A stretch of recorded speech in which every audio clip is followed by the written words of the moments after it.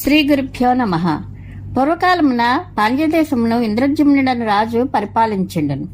అతడు నీకు గొప్ప భక్తుడు.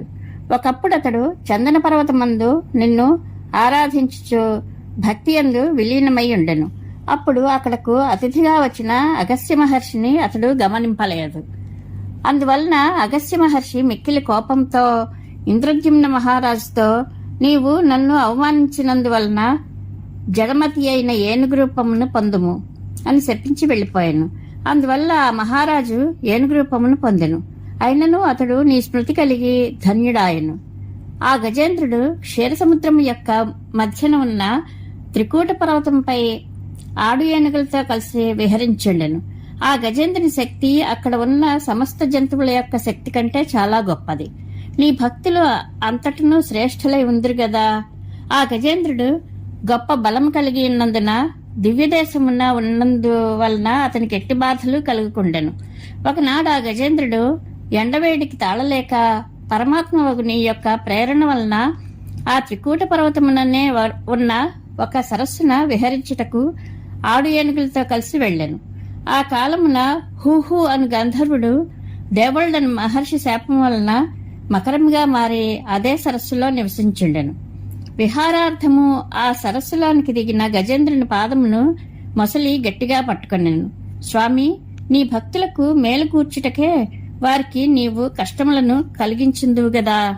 గజేంద్రుడు పూర్వజన్మమును చేసిన నీ సేవ వలన ఎడతెగకుండా కొన్ని వేల సంవత్సరములు మకరంతో యుద్ధము చేయుచుండెను. స్వామి, మరల నీ చరణాబ్జ సేవ కలుగు చేయుటకే ఆ గజేంద్రుని ఈ విధముగా మకరాక్రాంతినిగా చేసేటివి.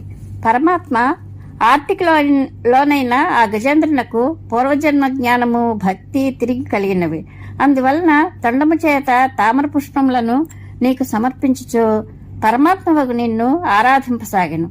పూర్వజన్మలో అభ్యసించిన నిర్గుణ బ్రహ్మకు సంబంధించిన స్తోత్రములతో నిన్ను నుతింపసాగెను.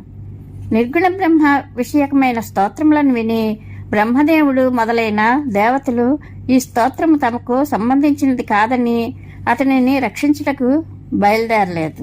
కాని సమస్త ప్రాణికోటికి ఆత్మస్వరూపుడు అయిన నీవు మిక్కిలి దయతో గరుత్మంతుని అధిరోహించి ఆ గజేంద్రుని ముందు ప్రత్యక్షమైతివి. పరమాత్మ, నీవు నీ చక్రముచే మొసలిని చంపివేసితివి. ఆ గజేంద్రుని ఉద్ధరించి నీ అమృతహస్తముతో నిమిర్తివి. అప్పుడు మొసలి రూపముననున్న హూహు గంధర్వునకు శాప విముక్తి కలిగింది. గజేంద్రుడు సారూప్యముక్తిని పొంది తేజరిల్లెను. ఉషకాలమున లేచి నన్ను స్మరించుచు ఈ గజేంద్ర మోక్ష వృత్తాంతమును గానము చేసిన భక్తునకు మిగుల శ్రేయస్సు కలుగును అని ఆ గజేంద్రునితో పలికి నీవు అతనితో సహా వైకుంఠమునకు వెళ్ళితివి. పవనపురాధీశ మహావిష్ణు, నన్ను కాపాడుము. ఒకప్పుడు స్వర్గలోకమునకు వచ్చిన దుర్వాస మహర్షికి దేవతా స్త్రీలు ఒక దివ్యమాలను బహూకరించిరి. దుర్వాస మహర్షి ఆ దివ్యమాలను దేవేంద్రునికి ఇయ్యగా అతడు నిర్లక్ష్యంతో ఆ పుష్పమాలను ఐరావతంపై వేసెను. ఐరావతము ఆ మాలను నలిపివేసినది. అందువల్ల కోపించిన దుర్వాస మహర్షి వెంటనే ఇంద్రుని శపించెను. స్వామి, ఇతర దేవతల యొక్క అంశమును పుట్టిన వారికి ఓపిక ఏలయుండును. దుర్వాస మహర్షి రుద్రాంశ వలన జన్మించినవాడు కావుననే ముక్కోపి. మోక్షమునసంగు ఓ దేవా, దుర్వాస మహర్షి యొక్క శాపం వలన దేవేంద్రుడు బలహీనుడాయను.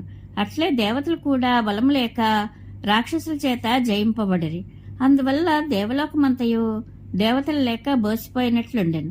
కావున బ్రహ్మదేవుడు, శంకరుడు మొదలైన దేవతలందరూ నిన్ను వేడుకున్నటకై నీ దగ్గరకు వచ్చిరి. దేవా, బ్రహ్మ మొదలైన దేవతలు నిన్ను చాలా కాలము స్తుతింపగా గొప్ప తేజస్సుతో నీవు వారికి ప్రత్యక్షమై, దేవతలారా, మీరు అసులతో సంధి చేసుకుని అమృతం లభించుటకై పాలసముద్రమును చిలుకుడు అని వారిని ఆదేశించితివి. స్వామి, దేవదానవులు పాలసముద్రమును చిలుకుటకై సంధి చేసుకొనిరి. పిదప ఆ ఇరుపక్షముల వారును మందర పర్వతమును కవ్వముగా చేసుకొనుటకై గర్వంతో దానిని తీసుకుని వచ్చుచుండ్రి. అప్పుడు ఆ పర్వతము వారి చేతులలో నుండి జారి మధ్యలోనే క్రింద పడిపోయాను. నీవు ఆ పర్వతమును రేగుపండుని వలె అవలీలగా గరుత్మంతునిపై పెట్టుకుని పాలసముద్రమున ఉంచితివి.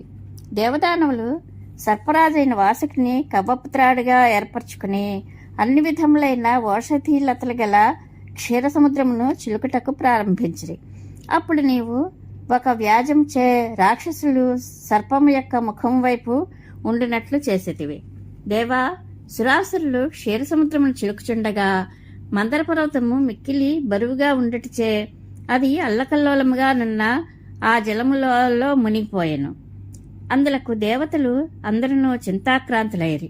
అప్పుడు వారికి ప్రీతిని కూర్చుటకై నీవు కఠినమైన మూపు గల కూర్మరూపమును ధరించితివి. శ్రీ మహావిష్ణు కూర్మరూపముననున్న నీ యొక్క వెన్నుడిప్ప వజ్రము కంటే మిక్కిలి కఠినముగా 1,00,000 యోజనముల వైశాల్యమున ఉండెను. సముద్రం లోపల గుభిల్లుమను శబ్దంతో పడిపోయిన మందర పర్వతమును ఆ డిప్పపై ఉంచుకొని దానిని సముద్రంపైకి తెచ్చితివి.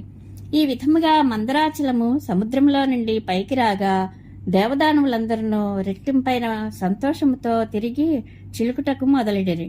అప్పుడు నీవు దేవతలందును అసురుల యందును సర్పరాజైన వాసుకి యందును సూక్ష్మరూపమున ప్రవేశించి వారి శ్రమను పోగొట్టి వారిని ఉత్తేజితులను చేసితివి.